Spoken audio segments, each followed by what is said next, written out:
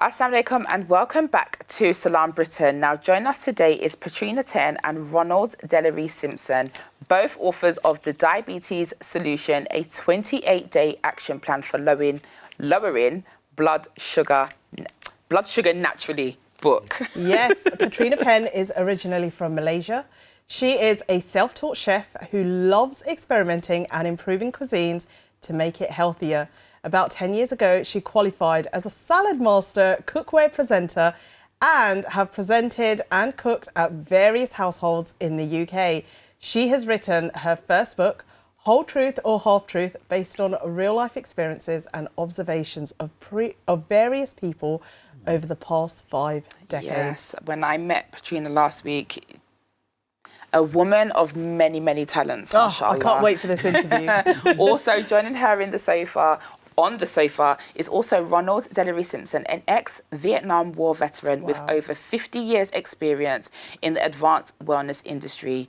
He is you have to help me with the word, Iridologist, Yep. did I say that right? Yep. And nutritionist, and runs a wellness practice in Ilford with his wife Patrina called Planet Wellness. He co-authored the Diabetes Solution book, and this is what we are going to be talking about today. A very warm welcome to you both.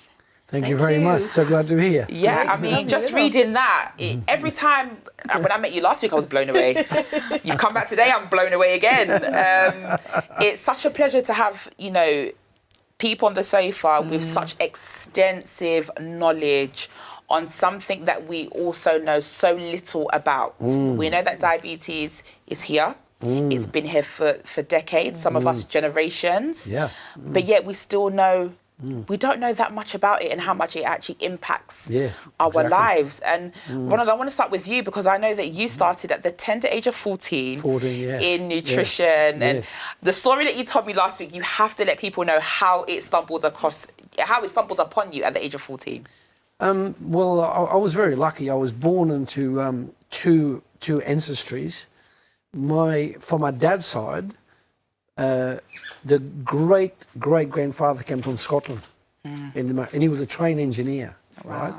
And so we've got that engineering thinking. The whole family's engineering thinking, right? They're some of the brightest engineers in the world because they do trains, they do cars, they do trucks, they're capable of doing anything. So that was from my grandfather's side, or my dad's side. On my mum's side, it was from all French, right? And they were more into agriculture, like backyard agriculture as well as middle acre agriculture. So my grandfather from my mum's side, at the age of 3, right, he taught me how to look at chickens. And I always remember he put me in a chicken coop. There was 80 chickens, there was 12 roosters. And he said, you see, the chickens are happy, they got good eggs, they got 12 roosters to keep them happy, and that's why the eggs are so fertile. And that went in my mind. And so later on, I found out that the government will start to ban fertilised eggs, which is the wrong thing, because the chickens are not happy on their own. They're like females lost, no males to protect them. You see, but back then, it was my grandfather made it very clear: 12 roosters, 80 chickens. Wow! And every day we'd get between 60 and 80 eggs, organic eggs. And so we grew up with organic eggs, and each egg was guaranteed 6 grams of protein. Wow. And so then I learned how to cook eggs better later, and that's how it all came about. So then I started studying really heavily nutrition, and then at the age of about 30, I was introduced to Iridology, right, by a chiropractor in South Australia. And the guy just blew me away. He just like looked at my eyes, and within a few minutes, he was able to pin down I had a back problem here in the lower back from the army days, right? And I was so amazed by his accuracy. I asked him, I said, what was it? And he said, Iridology. And I said, just like that. And I said, I never heard of it. At the age of 30, I never heard of it. But he showed me where he'd learned from his dad. He was also a chiropractor. He was still practicing in his 80s. And I thought, these guys are pretty fit. His 80s, he's still a chiropractor. So I learnt from that on, and I read over probably 600 books on the science of iridology and sclerology. And it turns out there's 2 sciences. There's iridology, which is the iris, which is the coloured part of the eye, and then the whites of the eye is the sclera. So we're the only ones in the world now that photograph the iris fully, like looking straight ahead, looking left, looking right, looking up, looking down. Plus, we also photograph the sclera, which is the whites of the eyes. And we've got some amazing photos of both of those. And we can see up to 80 things in the eyes. Wow. 80. Wow. Everything to do with your pancreas, your liver, your kidneys, even your emotions we can see in your eyes. Yeah, wow. Yeah. Incredible. And you know, just listening to your journey, I know that was just a snapshot, Ronald, to be fair. Absolutely, you know, you've been through so much. Yeah. I want to understand how all of that leads to this book, The Diabetes Solution. I mean, I know you were just mentioning how much research and time and effort was invested into this for both of you as well. Tell me a little bit about the journey in this is the end goal. You know, how did that come about? Well, we've written 3 booklets before this. Right. The one was Iridology consultation, right? I had a benefit from an Iridology consultation. It's about 16 pages. Another one was basically on nutrition, right? And how to clear skin problems, right? And then, but this one was something that we really had been thinking about for quite a while, because in our practice, we were noticing that out of every 100 people that came, close to 45 had diabetes, and they were from all races. It's getting so common. All races, but more so in the like Asian, Indian race, Bangladeshis, right, and so on, and then of course from Africa as well. So, but this is what made us write this book is, but we saw a forecast by very clever scientists that's indicated in the UK, right, by the year 2040, right, 1/3 to 2/3 of Great Britain could be diabetic. Wow, that is which is 17 years from now. Yeah, huge. And we're not that far off from it. To be You're not fair. far from it at all. Yeah. So we thought this is a real crisis. So we thought, well, what can we do about it? Because we've got such intensive knowledge in fixing diabetes. We've done a huge amount of type 2 and type 1. A lot of people say type 1 is irreversible. Not true at all. Oh, wow. Oh. Not true at all, yeah. And a lot of people think that. They think diabetes, you could reverse, you could turn it around, you could alter that. But they keep saying, even senior doctors say, no, diabetes, type 1, that's it, you've got it for life. Gosh. Not true the at case, all. yeah. It takes longer because it is a pretty viciously more than type 1. Yeah. But I do recall in 1998, I met a doctor from New Zealand, and he lived in Perth in Western Australia. He was diabetes type 1. He was born diabetes type 1. So he was taking 8 needles a day, 6 to 8 needles per day, every day, and he couldn't walk properly. And he was a doctor. So I spoke to him and did his eyes and everything else and explained what he should do. Within 3 months, he was down to 1 needle a day. Wow. From 6 to 8 needles per day to 1. He ended up running marathons. Wow. You know, he was stuck. And he had type 1? Type 1. Type 1, He was stuck on 1 needle a day, but 1 needle was a lot better than 6 to 8. Definitely, I agree. But you know, like, just listening to you and also scanning through this book. Yes. So I thought it was going to be very hardcore, you know, here's an exact plan, what you're going to eat, what time, something that realistically people won't really be able to follow. But actually looking through it, there's some beautiful quotes in there. You know, I really like the first one of your body's the only place you have to live, or, you know, take care of your body. It's the only place you have to live. There's mindfulness. There's incorporating exercise rather than this is what you should do. What, maybe for you, Petrina, was the thinking behind how this is accessible to people that, you know, it's not like an extreme, here's a food plan, here's a diet plan, go and follow it. It's much more about well-being and mindfulness. Yes, well, when we started writing the book, we wanted it to be sort of like reader friendly, because a lot of people, they tend not to read books these days, and we wanted it to be very attractive in terms of easy reading. You can see the print's actually quite big as well, so especially for the older people, to make it easier for them to read. And at the end of most of the chapters, there's a note section as well. You can actually write your notes as well, your progress. Yeah, I saw that. And what we find that is when you document your journey, it actually helps the brain to actually process it better, and you get better results. And this is what we wanted in the book as well. And just make it really friendly and very easy to read. Yeah. Yeah, I mean, Patrina, last week I was really, really fascinated by you because, you know, we just read out what it is that you do, but, you know, just you can see the love of healthy cooking is a love for you. You know, some Thank people you. just do it, but you can actually see the love that you have for it. What was your journey into getting to that point where you started to now take it from being a lifestyle, a passion, something that just runs through your blood so easily now? Well, I personally find cooking very relaxing. So sometimes, you know, every one of us, we are all humans. We all have stressful days. Yeah. So when I feel stressed, instead of, we had this conversation with someone else yesterday, you know, comfort food. Yes. Comfort food tends to be food that's not nutritious. Whereas to me, comfort food is actually food that I want it to be nutritious so it can lift me up in times when I'm actually feeling a bit low. Yeah. And just cooking. I've watched cooking shows on TV especially. It's always very rushed, you know, Yeah. hurry. And what people don't realize is that when you hurry and rush the food, cooking, you're actually putting that negative energy into the food as well. And we're not meant to be eating in a rush on the go. We're meant to be sitting down, enjoying the food, and that's when the preparation is as well. Yeah. Do you know something you said that really stuck out to me was when you're feeling low, you want to cook healthy, nutritious foods. And throughout my journey of learning about my different phases of my period, you know, the ovulatory phase, the period phase, I then started to notice that on the onset of my period coming, my body was really craving those really wholesome foods. You know, not just the foods that are greasy, like I really wanted the salad bowls or, you know, I really wanted the tuna, for instance. And I found that being more conscious about who we are internally then meant I was able to navigate what my body desired versus what it actually wants or actually needs. And so when you said that to me, I just thought, goodness, because just this morning, I drink tea anyway, but this morning I had a really strong urge to have something hot in the system.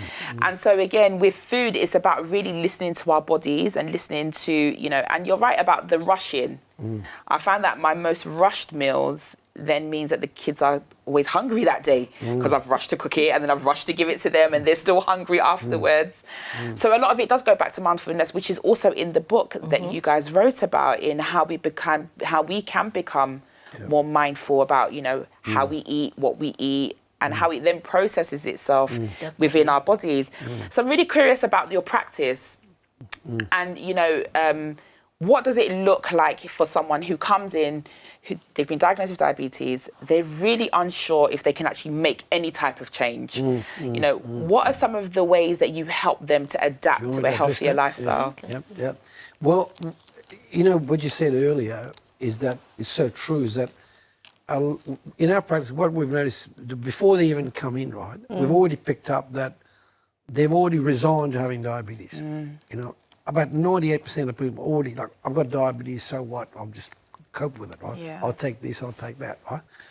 But we thought, this is not right, because their mentality is like already resigned and accepted the diabetes. Reactive. They're reactive. They're that. So, and we thought if we wrote a book about it, and they could access the book in their own time without pressure, and they could understand that diabetes reversal is possible, but you've got to get the mindset. Yeah. Now, this is where it gets really interesting. I did about probably 2 or 3 months of research in the internet, looking at the other books that were written about diabetes, right? And guess what I found? Every other book was a cookbook. Exactly. Was a cookbook, but not one of them had 2 things that were so important. One was mindset. None of them addressed the mindset. It was all cooking this way, okay? But if you don't have the mindset, you don't want to cook. You don't want to cook. Yeah. You have to have the mindset. That's one. The second thing is, in our practice we've used Chlorella, which is a bitter gourd, right? You know the bitter gourd, like that, right? Chlorella, we Bitter call gourd, it Chlorella in okay? Bangladesh, Well, that is one of the most important foods we give people with diabetes on a daily basis, right? It's like a little. There's 2 types. Very bitter, isn't it? Like, very bitter, right? So.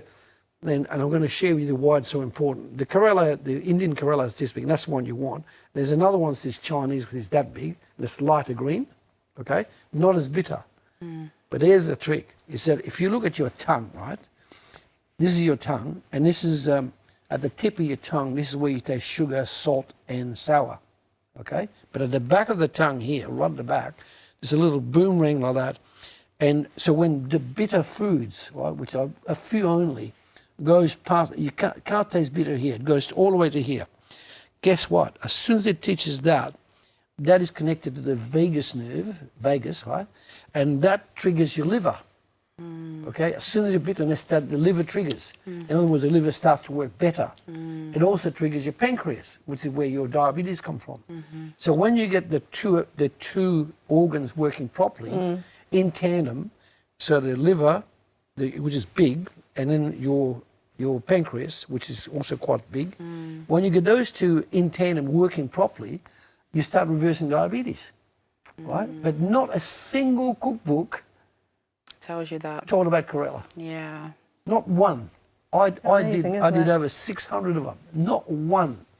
I think too many people just jump to the solution without understanding the root cause. Yeah. And Exactly. this is why people try to find quick wins, short-term answers. Exactly what you both said, you know, we live in a life of convenience, fast speed. Yeah. No one wants to take the time and the space to think. Yep. And what I really like about the way you've set this book out is it kind of enables you without forcing you. It feels very natural. Yes. In a really, you know, like you said, even the text size is a bit bigger. Yes. Makes you feel in a comfortable space, just enough to think and to reflect and to really take in what's happening here. We don't do that enough, do we? No, no. And the worst part is that if you're talking to, say, English-born type people, they've never come across the chlorella. And the first thing they say, guess what? I'm not taking that as bitter. And then, so guess what we do with that? We use kinesiology. You know what kinesiology is? No, what's that? It's fascinating stuff. That's another science we've got, right? For example, if someone says to you, I'm not eating that, it's bitter. Like they're very different. Not eating that is bitter, right? So I said, well, would you like me to prove to you that this particular food is good for you? And they go, how are you going to do that? I said, kinesiology. And that is muscle testing. So guess what I do? I've been trained by chiropractors for 20 odd years in understanding this. Kinesiology is muscle testing. So I can put my finger, right, my finger on your liver, my finger's on your liver here, and use your right hand, and I can tell whether your liver's working or not. For example, there's your digestive system. So that's your liver here, and that's your pancreas, but the pancreas sits behind the stomach. Okay. So that's just diagrammatic to show you where it is. But that tongue there that's the pancreas. That sits behind the stomach. It's here on the left, and then this is on the right. So I can actually put my fingers here, right, on with my right hand, and if it's not working, your hand will collapse. I push your left hand, your hand will collapse, and I know your liver's not working. Wow. And if your pancreas is not working, I do the same thing. I put my fingers there. Then I use this line like that, and you collapse. That's not working either. So guess what I do next? I get the chlorella, right, and I shake it so the electrons come out of it. In other words, the medicine comes out of it, and I put the chlorella here on your liver, and your arm's rigid. Wow. Like that. And I know that thing's good for you. Well, you know what's going to happen now, don't you? Everyone's going to be out into Where's grocery Chlorella? stores. Where's Chlorella? Chlorella, looking to buy. Look, Patrina, we do not want to let you go without also, we've got a few minutes to pick up on your book, Whole Truth or Half Truth. I mean, tell us a bit about the journey in coming to writing this, because it's a cute little with book. this book, it was actually written a long time ago. However, I just didn't get it published. So during lockdown in September 2020, I decided to get a mentor to help me get it published. And it's just like a fun book. It explains my journey, my background, because I spent about 20 plus years living in Malaysia, brought up in Malaysia. And then I came over to UK. I've been here for about 30 plus years. So I compared the various cultures and what, the story is basically, the little white lies that we tend to tell each other all the time. For example, growing up, you may have heard of, say, Santa Claus or, the Tooth Fairy, things like that. And you know, when you realize it's actually just things to encourage you, and I just wanted to share these things so that you know the younger generation and old generation can also appreciate how different cultures relate. For example, one example is in Malaysia or in the Asian countries, if you've been invited to have a meal with a family or friend, sometimes you want second helpings. And in Malaysia, if you want second helpings, the host will actually ask you, would you like a second helping? Okay. And although you want it, you should actually say no, because that's the way it is. Whereas in the UK, it's different. If you say no, no means no. Oh, yeah, that's it. Exactly. You're not getting a second helping. Yeah. So I just wanted a fun way and a friendly way to actually compare the different cultures. Oh, that's amazing. And, you know, I love what you said about the intergenerational stuff, because there is such a big disconnect with our grandmas and our children. And as we know, even from a faith perspective, we know that sitting with the older generation brings so much wisdom. You know, just sitting at their feet and listening to the stories, and you know, listening to how they met their love, and you know, and just appreciating in the world from their view. We've lost that. Yep. And as you can see in this country now, that there is so much that is going on, so much disconnect, so much upset in families because we don't have these connections. And the way that I see this book is bridging that gap in letting people not only understand, because I'm pretty sure that there are some Malaysians who are the younger generation that don't follow some of the traditions and some of the cultures that used to exist all those years ago. But then it also brings us to the realization that actually learning about other cultures doesn't mean that I have to travel to your country. I can pick books like this up and learn about different cultures. And I think it's absolutely amazing that, you know, you've given it that lightheartedness to it, and really show us that, you know, whether we're from this culture or that culture, we all have things that make us stand out and make us laugh and enjoy other cultures. It makes you smile. Like, as I was reading, I noticed there is some underlying learning through it all, but in a really nice, happy way. Not everything has to be deep and really, you know, it's very nice. It is really nice. And Patrina's going to be here with us because she's going to be in the kitchen. She's going to be whipping something up for us today. Can't wait. So we can't wait for that. But it's been, honestly, every time I speak to you guys, I'm just like blown away. What a couple. Yeah, like a powerhouse, an absolute powerhouse. We need a whole show to get through how much information, wisdom and knowledge you have.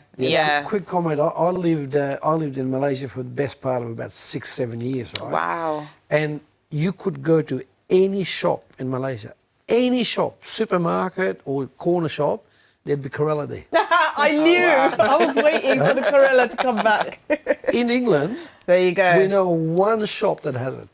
One. We've got a long way to go. I'll introduce you to a few more, don't worry. I'm from Bangladesh, I know where they are. Thank you so much for joining us, and we'll see you in the kitchen shortly. Yes. It's now time for a short commercial break. Don't go anywhere. We'll see you back shortly.